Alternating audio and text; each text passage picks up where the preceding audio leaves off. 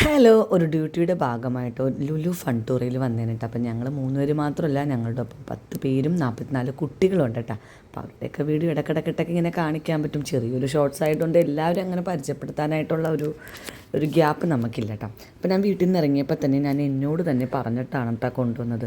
ഒരു റൈഡിലും കയറരുത്, അടങ്ങി ഒതുങ്ങി നടന്നോളണം, നിനക്ക് ഹെൽത്ത് ഇഷ്യൂസ് ഉള്ളതാണ് എന്നൊക്കെ ഞാൻ എന്നോട് തന്നെ പറഞ്ഞു വന്നതാണ് കേട്ടോ.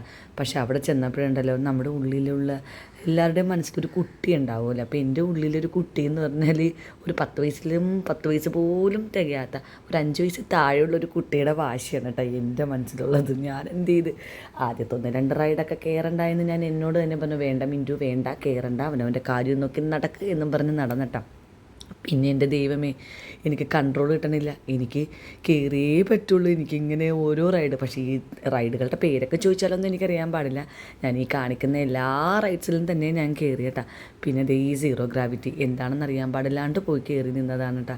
എൻ്റെ ദൈവമേ, കുറച്ച് ധൈര്യവും അതുപോലെ ഹെൽത്ത് ഇഷ്യൂസ് ഇല്ലാത്ത ആൾക്കാർ ട്രൈ ചെയ്തിട്ടുണ്ടെങ്കിൽ നൈസ് സെറ്റ് സാധനമാണ് കേട്ടോ. പേടിച്ചിട്ട് എനിക്ക് മുമ്പിലുള്ളവരെ സൈഡിലുള്ളവരെ കാണാൻ പറ്റാത്തൊരവസ്ഥയിൽ പോയിട്ടാ ഈ സാധനത്തിൽ കയറിയിട്ട്. എന്താണ് ഈ സീറോ ഗ്രാവിറ്റി എന്ന് എനിക്ക് അറിയാൻ പാടില്ലായിരുന്നു. പക്ഷേ അറിയാണ്ട് കയറിയത് കൊണ്ടാണെന്ന് തോന്നുന്നു. എനിക്ക് അത്ര എന്താ പറയുക, അത് ഒരു എക്സ്പീരിയൻസ് ആണ്. അത് മീൻസ് അത് അനുഭവിച്ചാൽ മാത്രമേ അത് അറിയാൻ പറ്റുള്ളൂ കേട്ടോ.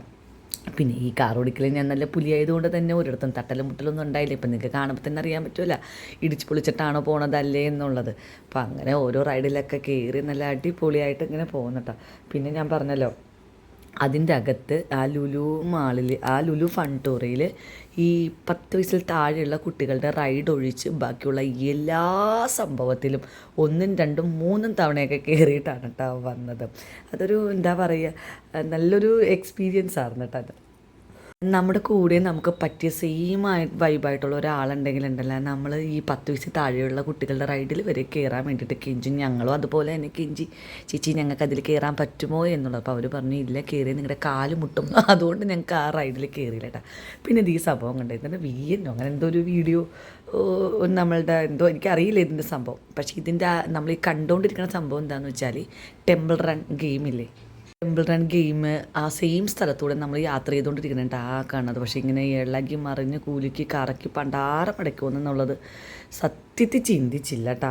പക്ഷേ എന്തായാലും എല്ലാം ഒരു നൈസ് അനുഭവമായിരുന്നു. അതിൻ്റെ ഭാഗമായിട്ട് വീട്ടിൽ ചെന്നതിന് ശേഷം ഒരു ദിവസം ഫുള്ള് തീരെയും കഴുത്താണോ തലയാണോ പെടലിയാണോ എന്നറിയാൻ പാടില്ലാത്ത ഒരവസ്ഥയിലാണ് കേട്ടോ. അവസാനം ഞാനിത് ഈ ഒരു കുട്ടിയെ, നമ്മുടെ കൂട്ടത്തിലുള്ളവളാണ്, അതിനെ ഞാനൊരു കുതിരപ്പുറത്ത് കയറ്റി നമ്മുടെ റൈഡ് അവസാനിപ്പിച്ചിട്ടാണ്.